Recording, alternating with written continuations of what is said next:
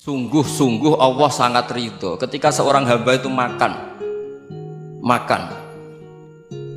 ketika sesuap nasi dia muji Allah, ketika minum seteguk nasi dia muji Allah. Itu kalau orang diridhoni Allah itu wali betul. Itu untuk jadi wali itu gampang. Kamu makan ridho, kamu ninjak buminya Allah ridho seneng, kamu hidup keseharian aman seneng. Nah ini supaya sampean kita semua ngaji betapa panduan Rasulullah untuk menggapai ridho Allah itu banyak yang keseharian sekali. Saking kesehariannya banyak dalam hadis dan itu sahih. Nabi menyebut hal-hal yang keseharian. Hatta ma tas'alu fi imra'atika, kamu punya uang kemudian istri kamu bisa makan, itu ibadah. Bahkan sebagian ibadah itu dicontohkan Nabi yang akhirnya diprotes sahabat, yaitu wa fi buti ahadikum shadaqah, kamu menggauli istri kamu itu ya sedekah. Sampai sahabat bilang, yang benar ya Rasulullah, ayati ahaduna syahwatahu wa huwa lahu ajrun, masa urusan biologis, urusan syahwat kemudian dia dapat pahala. Nabi menjawab, alai salawadu aha fi haramin akana alaihi wisrun, bagaimana kalau dia meletakkan ke yang tidak benar, itu kan dosa. Nah, hal-hal seperti ini yang saya ingin teman-teman semua, saya juga agak ingin ngaji demi Anda, juga agak ingin. Itu dosa sekali ngaji kok pesanan kelompok tertentu itu nggak boleh. Islam itu untuk semua. Jadi ya cuma karena di depan saya jenengan ya seakan-akan jenengan korbannya. Itu ada ilmunya dalam usul fikih itu. Jadi orang itu harus ngaji usul fikih. Nama yang disebut, mungkin Mas Sufyan masih ingat zaman ngaji usul fikih. Nama yang disebut itu tidak jaminan sebagai prioritas perintah. Jadi misalnya gini, kebetulan yang di depan Nabi itu Abu Dzar. Nabi ya bilang, ya Abu Dzarin ini uhibbuka misalnya, atau ya Mu'ad ini uhibbuka, atau ya Abu Hurairah ini uhibbuka misalnya. Banyaklah riwayat yang Nabi nyebut ya Abu Dzarin, ya Mu'ad, ya Abu Hurairah. Kemudian misalnya Nabi meneruskan khitab, ini uhibbuka, saya mencintai kamu, fakul dubur sholatin, atau sebagian riwayat disebut fala tada'an la dubura kulli sholatin Allahumma inni ala dzikrika wa syukrika wa husni ibadatik. Saya mencintai kamu, siapa saja, Mu'ad bisa, Abu Dzar bisa, siapa. Saya mencintai kamu, mohon kalau habis sholat kamu jangan lupa wiridan Allahumma a'inni ala dzikrika wa syukrika wa husni ibadatik. Ya Allah, tolong kami permudah supaya mudah ingat engkau. Anda tidak bisa mentang-mentang, wong nama saya Parmen, nama saya Purnomo, itu yang diperintahkan Mu'ad misalnya. Jadi yang disebut satu, tapi khitab itu untuk siapa saja. Saya teruskan. Jadi saya mohon semua kita melakukan kebaikan itu, kalau dalam kaidah fikih disebut al yakin la yuzalu bisyak. Banyak kebaikan yang kebenarannya itu 100%, tidak punya efek samping ke pihak lain, ke kelompok lain, ke komunitas lain. Yaitu tadi misalnya Anda makan dan itu murah sekali, hanya butuh satu piring, setiap punyaan kamu muji Allah, setiap minum kamu muji Allah. Itu redaksinya Rasulullah SAW disebut Allah sangat ridho ketika seorang hamba makan kemudian dia memuji Allah, atau minum kemudian dia memuji Allah. Logikanya gampang, negara seperti ini yang kamu harapkan bentuknya kayak apa, mertua, ipar, komunitas, tetangga, itu nyata terjadi itu kan belum pasti. Sementara yang mesti terjadi adalah kamu butuh makan, kalau tidak mati. Butuh minum, kalau tidak mati. Butuh bumi yang nyaman ditempati, kalau tidak kita juga mati. Sebab itu Allah kalau menyebut nikmatnya itu hal-hal yang keseharian. Alladzi at'amahum min ju'. Allah itu siapa? Allah itu yang menciptakan kamu bisa makan. Tidak berlebihan. Allah itu yang menciptakan kondisi sosial itu ideal. Zaman Nabi itu ya ada orang munafik. Orang-orang pilihan Allah itu juga diuji orang sekelilingnya yang macam-macam. Semua diuji sesuai konteks zaman dan waktu. Nah, tapi ada ibadah-ibadah yang selalu disarankan Nabi. Sampai Nabi itu pernah ditanya, ayul islami khairun ya Rasulullah, Islam terbaik itu gimana? Jawaban Nabi itu unik, it'amut ta'am. Islam terbaik itu ya makan-makan, santai-santai. Ketika Allah menyebut beberapa kebaikan, falak tahamal aqobah wa ma adrokan apa? Mal aqobah. Terusannya apa? Fakku raqobah. Terusannya apa? Au it'amun fi yaumin di masubaya, atau acara makan-makan itu juga Islam. Kenapa? Ya bayangkan kalau tidak ada makanan kita mati kan? Kondisi sosial tidak ideal tuh Anda masih gak apa-apa, tapi kalau Anda tidak makan, Anda tidak minum, Kamu punya istri cerewet masih bisa hidup, punya mertua cerewet masih bisa hidup. Tapi kalau tidak makan bisa mati. Berarti penting mana istri sama makan? Penting mana? Makan. Semoga istri Anda dengar, nanti kamu disuruh makan tapi pulang deh. Itu kalau dibahasakan makan masih memahami. Penting mana nasi satu piring dengan istri. Nggak ada nasi mati, nggak ada istri belum mati. Penting mana? Gak berani jawab kan? Nah, ternyata Anda ada garang kan di depan istri. Jadi saya mohonlah, mungkin Mas Sufyan Sauri tadi yang bisa bantulah teman-teman tuh ngaji yang keseharian saja. Karena kita nyari ridho Allah itu berdasar firman Allah, dan firman Allah itu menyebut keseharian tuh riang gampang. Itu tadi misalnya wa min ayatihi manamukum billaili wan nahar. Termasuk ayat-ayat Allah itu kamu tidur. Maka dulu itu ada guyonan, ada tokoh Mu'tazilah, kelompok dalam Islam yang berpikir manusia itu bisa menentukan ikhtiarnya sendiri. Karena saya bisa duduk, ingin duduk, ingin berdiri, berdiri. Karena kelompok ini nggak terima kalau semua kehendak Allah, nanti bagaimana kalau semua kehendak Allah kok ada hisab ya, ada sanksi. Lucunya itu dia akhirnya, ini cerita ya, mencintai seorang perempuan cantik sekali. Dan itu dia menjadi ahli sunnah itu oleh hal-hal yang sepele. Karena istrinya cantik, ya namanya suami istri itu hubungan intim. Terus ditanya, Mas masih ingin lagi? Masih. Silahkan diulang lagi. Wah ya tidak bisa. Katanya manusia bisa menentukan yang diinginkan. Itu tobat itu. Itu nggak bisa ditobatkan Mas Sufyan Ats-Tsauri. Orang cantik yang mudah nobatkan orang itu orang cantik. Segampang itu. Akhirnya kita tahu, makanya kalau dalam kitab Hikam itu disebut al-aqil mayyakul madza yaf'alu wa hubi wal ghafil mayyakul madza af'al. Orang yang punya akal karena sadar ini wilayah Allah, semua milik Tuhan, itu dia tiap hari berpikir besok Allah akan melakukan apa terhadap dunia ini. Kamu merencanakan suatu mau plesir ternyata gempa, mau wisata ke Rusia ternyata perang. Kamu tidak pernah tahu apa yang akan terjadi besok. Wa ma tadri nafsum madza taksibu ghadan. Tapi anda semua kita ini sering punya jadwal permanen. Makanya saya kalau diundang siapa saja bisa netek. Yang jelas Gus ini acara penting. Ya masih acara penting nak pangeran ngersakno piye? Kowe ape dadi pangeran, kamu kok mau jadi Tuhan? Itu kadang ya kiai. Penting Gus acara ini jenengan harus memastikan bisa. Loh, kamu itu yang ngajarin tauhid, sesuatu itu biadillah kok bilang-bilang apa pasti. Kalau maksa terus tak tobatkan loh, kamu kata saya itu. Ya kalau gitu Gus bilang insya Allah. Wah itu hati saya, fisik saya, roh saya sudah bilang insya Allah. Gak usah kamu latih kata saya. Nah hal-hal tauhid keseharian itu gampang sebetulnya. Wal ghafil yaqulu madza af'al. Tapi orang yang lupa Allah dia setiap hari bilang besok apa, kita bisa melakukan apa. Seakan-akan dia itu aktor, dia penting, dia subjek permanen, dia. Padahal kita ini hanya objek kehendak Allah Subhanahu wa taala.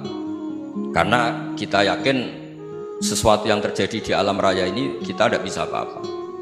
Makanya saya sering ngaji, sering bilang saya, ketika Anda mensifati Allah, dia yang menghidupkan, sudah itu tanamkan sehingga ketika kita mati santai saja.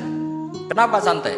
Allah punya cara menghidupkan kita. Zaman kita hidup juga gak tahu caranya ngelola jantung, ngelola paru-paru. Kamu juga gak tahu ngelola oksigen yang tidak beracun, tidak mengandung polusi. Tahu-tahu hidup.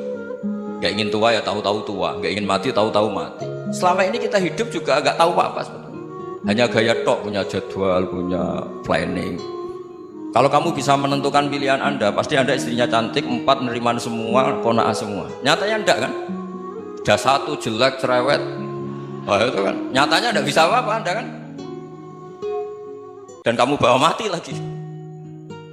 Itu kan. Istri Anda juga gitu, punya keinginan punya suami yang ganteng, yang jabat, yang neriman, yang enggak poligami. Ya enggak kesampaian juga. Kalau kita ngitung tingkat kegagalan kita itu gagal terus. Ya kan? Nah, terus ingat Allah, madza yaf'alu wa bi. Orang yang punya akal selalu berpikir Allah itu menghendaki apa terhadap saya. Dulu sama-sama orang melihat orang yang serius, itu kata Anda itu pemikir berat, serius, senang punya tokoh yang merengut karena kamu anggap serius. Tapi sebagian orang anggap orang yang serius itu wong merengut, wong masam, wong muka kok ditekuk. Jadi sama Itu hati, ya muqallibal qulub tsabbit qalbi ala dinik. Karena kita nggak tahu cara berpikir kita tentang orang lain, tentang sekeliling kita. Misalnya kita orang baik yang jenis ngrumat fakir miskin. Ada orang bangun masjid mewah itu janggal. Apa artinya masjid mewah kalau banyak orang kelaparan? Tapi kalau yang jenis pendidikan, apa artinya masjid mewah kalau tidak bisa ngaji? Nanti yang jenis infrastruktur, apa artinya ini kalau semuanya punya sudut pandang yang berbeda-beda. Dan Islam mengapresiasi semua kebaikan. Tapi katakan semua kebaikan itu adalah kehendak Allah Subhanahu wa taala. Karena apapun baik Anda itu pakai fasilitas yang diberikan oleh Allah Subhanahu wa taala. Sehingga ini yang disebut kulillah sumadarhum fi khawdihim yal'abun. Ya kembali tadi ke tema-tema bahwa keseharian Anda ini sudah Islami. Saat Anda tidak bisa melakukan apa saja. Saya sering ada jenazah, biasanya kalau tetangga meninggal saya sering disuruh ngelepas. Saya bilang orang ini baik karena sering ngelamun di rumah, sering nganggur di rumah. Ditanya sama anaknya, kenapa Gus nganggur baik? Ya kalau dia nganggur artinya juga agak berbuat sesuatu yang maksiat kan? Ya kan, orang nganggur di rumahnya ya tidak bunuh orang, tidak maling, tidak korupsi, ya namanya nganggur di rumah. Lah cuma istri cara pandang nganggur gak menghasilkan uang itu, tapi juga gak menghasilkan kriminal kan? Jadi sebenarnya Islam itu makanya kalau sampai ngaji usul fikih itu ada kitab usul fikih namanya Lubul Usul, itu terkenal sekali di pesantren itu. Itu kalau ngapresiasi keseharian itu luar biasa. Itsma min mubahin illa wa yatahaqququ bihi tarku haramimma. Karena keseharian yang mubah saat Anda lakukan itu ada kehebatan yang luar biasa, yaitu meninggalkan haram. Makanya dulu banyak orang-orang alim ketemu temannya itu guyon sampai semalaman. Itu biasanya yang semangat Islam itu, kiai kok tidak tahajud, kiai kok tidak witir. Orang yang sedang mapan uangnya banyak, malam itu tidak kelayaban itu sudah luar biasa. Melawan nafsu supaya tidak maksiat itu sudah luar biasa. Supaya lupa guyon sama temannya semalaman sampai subuh, gejlok-gejlokan mengenang zaman miskin, zaman kuliah nggak jelas, zaman apa. Melihatnya jangan tarkut tahajud seperti ini, meninggalkan tahajud, tapi meninggalnya ini talkul muharramat. Jadi kayak apa hebatnya?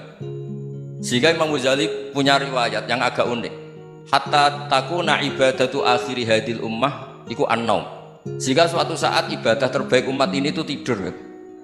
Itu kan riwayat kontroversi. Ketika Imam Ghazali tanya, kenapa iya? Kenapa kamu mulai keluar dari rumah itu sudah banyak maksiat, melihat perempuan yang enggak mahram, melihat fenomena. Tapi kalau kamu tidur itu enggak melihat apa-apa. Tapi juga kamu jangan nganggap tidur itu ibadah betul. Saatnya melakukan fardu ain malah masih tidur. Tapi itu sudut pandang yang menjadikan kita Islam itu gampang. Jadi saat Anda tidak bisa aktivitas apa-apa, misalnya ada beberapa orang yang lumpuh. Lumpuh itu memang nggak bisa Jumatan, nggak bisa ibadah, tapi dia juga nggak bisa maksiat.